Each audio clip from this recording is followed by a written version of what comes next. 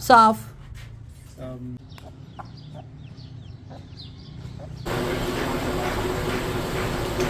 नहीं है। कितनी पाली पोनी।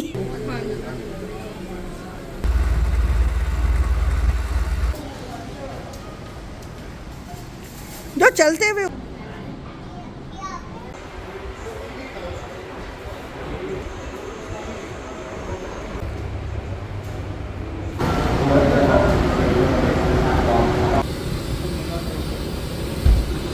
बिस्मिल्लाहिर्रहमानिर्रहीम। अस्सलामु अलैकुम। देख लें जनाब, मैं और मेरी नवासियाँ गेट खोलते हैं और बाहर निकलते हैं। किस मकसद के लिए बाहर जाया जा रहा है वो इंशाल्लाह आपको आगे जाके पता चलेगा। ये साथ वालों की मेड है और बाहर से सफाई कर रही है।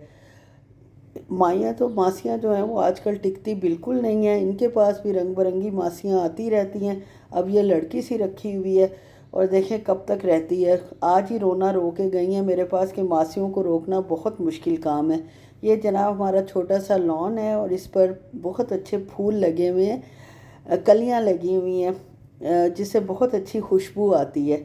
और ये हमारे सामने वालों ने जो मुर्गियाँ पाली हुई हैं उनके अंडों से बच्चे निकले हुए थे छोटे छोटे। वो तो खैर काबू नहीं आए, मेरे एक आध कोई नज़र आ रहा है, लेकिन बहुत अच्छा लग रहा था। बच्चियाँ देखकर बहुत खुश हुई हैं। और हम बाहर निकले थे राबी सेंटर जाने के लिए। कल जो मैंने आपको दुपट्टा दिखाया था सूट के साथ व्लॉग में, कल या परसों, उसको एक तो पिको करवाना था और बड़ा डिफरेंट सा लेस टाइप पिको करवाना था। और दूसरा जनाब ये मैंने एक और वाइट दुपट्टा लिया था। सूट मेरा पिछले साल का था, सिला हुआ बिल्कुल न्यू, ब्रांड न्यू, लेकिन उसके साथ दुपट्टा नहीं था। वो दुपट्टा डाई करवाने के लिए मैं राबी सेंटर गई और ये बड़ा शोखा सा था बंदा, बच्चा लड़का, जो कि दुपट्टा डाई कर रहा था। बड़ी मज़े मज़े की बातें भी साथ कर रहा था। कह रहा था बाजी मैंने मैट्रिक किया है और बहुत पढ़ाई कर ली है। मैट्रिक तो अच्छी खासी पढ़ाई होती है। मैंने कहा जी आप 10 जमातें पास हो, आपकी क्या बात है। खैर जनाब, और इसके साथ इसका छोटा भाई, चचा का बेटा भी साथ काम करता था। बड़ी तेज़ी से और बहुत अच्छा इसने दुपट्टा रंग कर दिया है और बहुत मुनासिब कीमत में। दुपट्टा रंगने के बाद उसमें जब कलर आ गया तो उसने नमक डाला। ये टेक्निक मुझे नहीं पता थी क्योंकि बैठ के पास रंगवाया था और कोई काम था नहीं, साथ ही दुपट्टा पीको हो रहा था, तो इसलिए मैं यहीं बैठ गई और सारा नोटिस करती रही कि दुपट्टे को कैसे डाई किया जाता है। खैर जनाब, ये मेरे दुपट्टा पीको हो रहा है और दुपट्टा पीको हो चुका है अल्हम्दुलिल्लाह। और लाइटर के साथ ये जो एक्स्ट्रा धागे शागे हैं वो इन्होंने निकाल दिए काट कर, और यहीं से मैं शुरू से दुपट्टा डाई पीको करवाती हूँ और कहीं मैं नहीं जाती। उसके बाद जनाब आप देख लें हमारी हरकतें, हम सीधा पहुँचे हैं फूड कोर्ट। कहाँ की फूड कोर्ट पहुँचे हैं? ये जनाब गीगा मॉल की फूड कोर्ट है। वहाँ हम गए थे। जो कपड़े वगैरह मेरे मियाँ ने शादी के लिए थे, हस्बैंड साहब ने, वो आज मिलने थे, वो लेने गए थे। लेकिन उससे पहले जनाब सब भूखे प्यासे हो गए थे और सबसे पहले जनाब खाना खाया गया था। और खाना खाने के बाद हमने बाकी काम करके वापस घर आ गए थे। और ये मेरी नवासी बच्चों का हाल देखें, सोफ़ों पे नहीं बैठना, चेयर पे नहीं बैठना, टेबल पर बैठना है और बड़ा इंजॉय करना है और खुश होना है। और ये देख लें इसकी छोटी सी पोनी मुझे इतनी अट्रैक्ट कर रही थी और बहुत अच्छी लग रही थी, सोचा आपको भी दिखा दूँ। और आज मैंने बनाया था कीमा करेले, बहुत मज़े के और अच्छे बने थे। पाकिस्तान के करेलों का टेस्ट ही कुछ और है और कीमे का भी और है। तो मुझे तो वो साथ लस्सी बना ली थी, रोटी थी, तो बहुत मज़ा आया था। और जनाब एक ट्रेजिडी, ट्रेजिडी क्या, ये हर दफ़ा ही होता है कि टैंकी को साफ़ करवाना पड़ता है और टैंकी का पानी इस कदर गंदा था कि गैरेज भी धुलवाना था। तो मैंने उनसे कहा कि टैंकी का पानी बजाय बाहर फेंकने के आप गैरेज में फेंक दें। और गैरेज में फेंका है तो वो मिट्टी से भरा हुआ पानी था और गैरेज का हाल देख लें क्या हो गया। मैं समझी साफ़ पानी होगा और गैरेज साफ़ सुथरा हो जाएगा, लेकिन इस तरह हुआ नहीं। और ये जनाब टैंकी की सफाई कर रहे हैं हमारे पठान भाई। पिंडी इस्लामाबाद में पठान बहुत है, कुछ पेशावर साइड के हैं। और वैसे इन लोगों का ज़्यादातर जो है साथ जितने भी शहर हैं वो सब पठान टाइप ही हैं। तो यहाँ पठानों का माशाल्लाह राज है। तो बहरिया टाउन में भी हर काम जो है वो पठान ही करते हैं। अब जनाब ये देख लें, अब हम इस्लामाबाद उस वक्त पहुँचे हैं इसी दिन ही टैंकी साफ़ करवा के।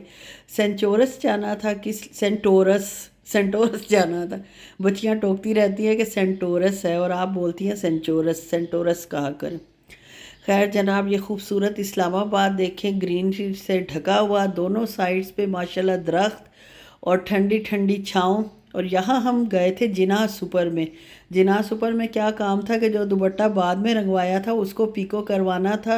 राबी सेंटर हमारे घर के रास्ते में आता है, लेकिन उसमें लाइट गई हुई थी और पीको नहीं हो सकती थी, और हमें आगे जाना था सेंटोरस। तो इसलिए मैं इधर सबसे पहले सेंटोरस जाने से पहले हम आ गए जिनाह सुपर में दुपट्टा पीको करवाने। और ये इर्द गिर्द का माहौल है, छोटी सी खिड़की मैंने आपको दिखाई है, इसी से ये लोग आते जाते हैं और यहीं से ऑर्डर लेते हैं कि आपने कौन सा दुपट्टा मतलब पीको करवाना है, और यहीं से पकड़ते हैं, यहीं से वापस करते हैं।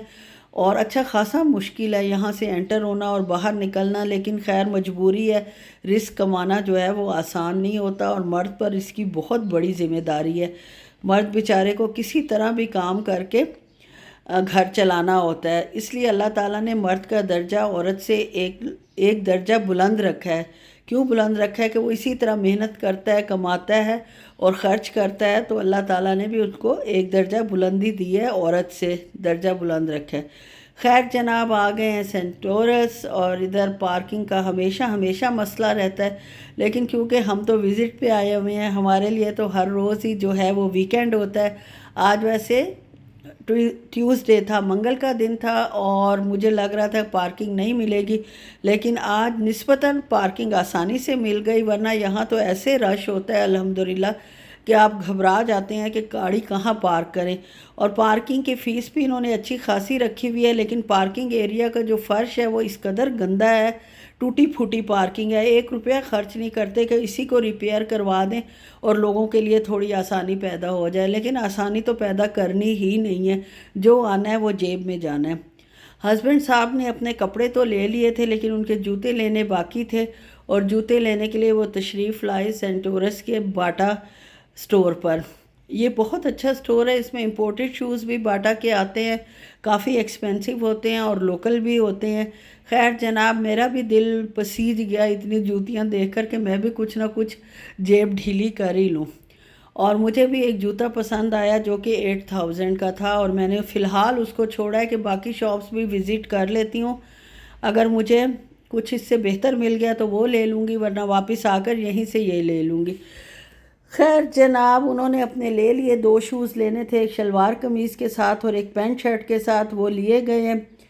और बेटी ने लेना था, छोटी बेटी का चप्पल तो नहीं, सैंडल शादी के हिसाब से गोल्डन कलर के, वो इनको पसंद नहीं आए, मिले नहीं।